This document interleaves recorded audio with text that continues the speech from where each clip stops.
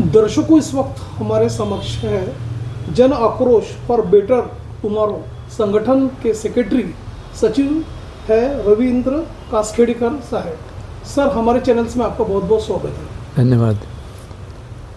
Sir, हम आपसे ये जानना चाहेंगे कि काफ़ी दिनों से आप ट्रैफिक की जो समस्या है सुचारू रूप से चले, लोगों की जान न जाए, इसके लिए आपका संगठन हमेशा तत्पर रहता है। तो आप ये बताइए किस तरह की गतिविधि होती है आपकी ट्रैफिक को सुचारू करने के लिए, जन आक्रोश की क्या भूमिका है, उस बारे में बताइए। देखिए, जन आक्रोश जो है 12 साल पहले कुछ 3 लोगों ने चालू किया, प्रारंभ किया, और ये विषय है। हम देखते हैं कि प्रतिदिन सड़क दुर्घटना में लोग बहुत बड़ी संख्या में मरते हैं, जिसमें 425 लोग जो है आज जो बाहर काम के लिए अपने जाते हैं, वापस उनकी बॉडी आती है। तो ये जो है किसके लिए कौन जिम्मेवार है उसमें ज़्यादा चर्चा न करते हुए, हम सबको मालूम है कि इसमें पुलिस का इन्वॉल्वमेंट रहता है। Police is responsible one part, उसको बोलेंगे हम एनफोर्समेंट।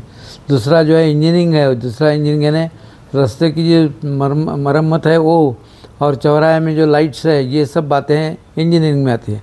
और फिर उसके बाद तीसरा जो आता है एजुकेशन। अपने यहाँ अभाव से एजुकेशन के बारे में हमने कुछ ज़्यादा चिंता नहीं की है, हम लोगों को एजुकेट नहीं करते। इसलिए वो जो क्लीनर रहता है, जो ट्रक पे क्लीनर रहता है, वो कुछ दिन के बाद ड्राइवर बनता है, उसके स्किल का जानकारी नहीं है। तो हमने सोचा कि ये इसका जो जड़ है, यानी अशिक्षित लोग हैं, इलिटरेट है, एजुकेशन नहीं है, और अपनी बड़ी बड़ी गाड़ी लेके घूमते हैं, और उनके वजह से 80% ऑफ द एक्सीडेंट जो है, 80% दुर्घटना जो है वो अपने निग्लिजेंस से होती है, जो टाली जा सकती है। तो ऐसे टाली जाने वाली जो चीज़ है उसको हम क्यों ना प्रशिक्षित करें। जैसे हमने नागपुर में जितने म्यूनसिपल कमिश्नर, इसके म्यूनसिपालिटी के जितने बसेस है, उनके जो ड्राइवर्स है, उनका एजुकेशन ट्रेनिंग प्रोग्राम लिया हमने। यानी प्रॉस्पेक्टिव जो होते हैं उनके लिए बता रहे कि भाई आप कैसा जिम्मेदारी से गाड़ी चलाओ। ये हमने पुणे में भी किया है। पुणे की जो कारपोरेशन है, वहाँ भी हमने 200 ड्राइवर्स का कोचिंग किया है। और ये जो बात है ये ऑन गोइंग है।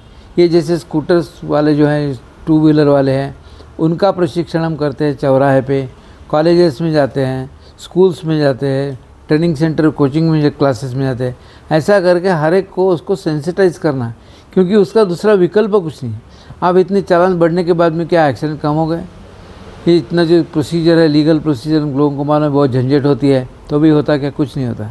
तो इसमें जब तक उसके दिल में नहीं लगता कि नहीं ये एक्सीडेंट से कितना मेरा नुकसान होता है, मैंने अच्छा से गाड़ी चलाना चाहिए, इसको सेंसिटाइज करने का काम जो है जन आक्रोश करते हैं।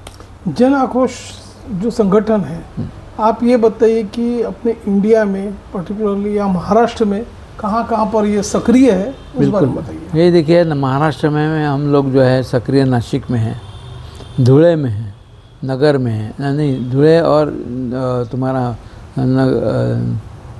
नंदुरबार, वहाँ हम हैं, वर्धा में, ये भंडारा में हम लोग हैं। भंडारा में बहुत अच्छा काम चलता है।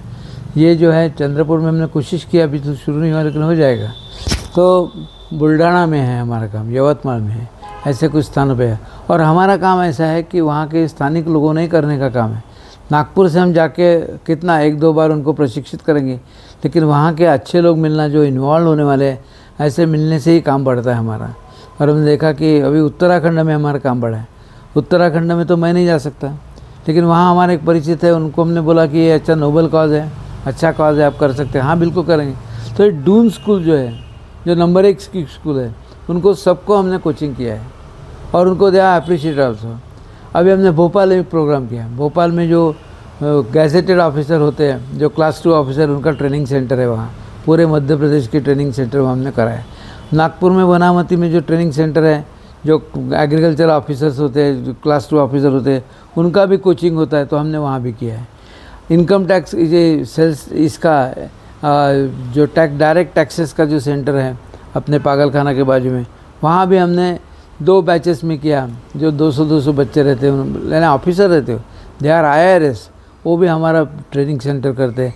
तो ये जो बात है स्प्रिड धीरे धीरे होगी, लेकिन इसके दूसरा कोई अल्टरनेटिव नहीं है, ऐसा हमको लगता है। जैसे कि हम सभी जानते हैं कि जो आपकी जो आक्रोश संगठन है काफ़ी सक्रिय है, और ट्रैफिक का सेंस निर्माण करने का भी बहुत अच्छा नेक काम भी कर रहे हैं। लेकिन लोग जो है उनको प्रशिक्षित भी आप कर रहे हैं, ट्रेनिंग भी ले रहे हैं, और सेकंड थिंग जो एनएमसी है और पुलिस कमिश्नरेट है, उनसे भी आप बीच बीच में फॉलोअप लेते रहते, कोऑर्डिनेशन करते रहते। तो सर हमारी भी आपसे ये गुजारिश है कि जैसे आपके से बुजुर्ग जो संगठन में जो मेंबर से काफ़ी है, तो आप उसमें यंग लोगों को भी रखो, उनको भी प्रेरित करो, स्कूल कॉलेज से भी। नहीं, सही, आपका एकदम सही है। हम लोग प्रयास करते हैं कि कॉलेज में जहाँ जाते हैं हम लोग, अभी ऐसा हो रहा है कि कॉलेज में जहाँ हम जाते हैं वहाँ के बच्चे जो है वो प्रोग्राम लेते हैं। जैसे 30,000 बच्चे हैं, वो 2 व्हीलर वाले जो है हेलमेट न पहनने से मर गए। बराबर, राइट। 30,000 30,000 कोई छोटी फिगर है? लेकिन हम लोगों को इतना जानने के बाद भी इसमें कोई अपन इनिशिएटिव ले, कुछ काम करे, ऐसे समाज की इच्छा नहीं है। ये हमारा रंज है, हमारा दुख ये है कि लोग सेंसिटाइज करने के बाद भी जुड़ते नाही, क्योंकि ये काम के बड़ा रुक्ष काम आहे, ड्राय कार्यक्रम आहे, त्याच्यामुळे लोकांना ह्याच्यामध्ये आपण काही करावं असं नाही वाटत। छान काम है, आपका बहुत अच्छा काम है, करते रहो ऐसा बोलते, लेकिन मैं आज से 1 घंटा दूंगा ऐसा नहीं बोलते। कुछ करेंगे, हमारे समान लोग या आपके समान में जो लोग हैं वो यदि भिड़ जाएंगे काम में, तो 15 साल के बाद फल दिखेगा जी। ये फल 1 साल में, हम लोग तो 12 साल से काम कर रहे हैं, और हमारी जितनी स्थिति है, शारीरिक स्थिति है, हम 70 साल के हैं हमारे ग्रुप में है, हम 10 साल और करेंगे, 10 नहीं 5 साल करेंगे। लेकिन उसके बाद जो है ना, नई पीढ़ी आना चाहिए, नई पीढ़ी को ये समझना चाहिए। और ये बाकी जैसे बातें समझती है, लेकिन अपने समाज के प्रति ये दायित्व है वो नहीं समझता। करियर समझता, पैसे जमाना समझता, परिवार अच्छा रखना समझता, लेकिन मेरे पड़ोसी यदि कोई मरता है, क्यों मरा वो, मैंने कैसा बर्ताव करना चाहिए, एक्सीडेंट होने से मरा है तो मैंने गाड़ी ठीक चलाना चाहिए। हमको इतने एग्जाम्पल दिखते हैं, हर एक के पास 15-15, 20-20 एग्जाम्पल्स है जिससे वो एक्सीडेंट कैसा हो मालूम है उसको, लेकिन तो भी सुधरते नहीं। अब ये जो काम है लंबा काम है, लेकिन हमने ठाना है, हम तो पक्का उसी के पीछे लगे हुए हैं, और हमको आपके समान लोग मिले हैं, इसलिए अच्छा सहकारी मिले।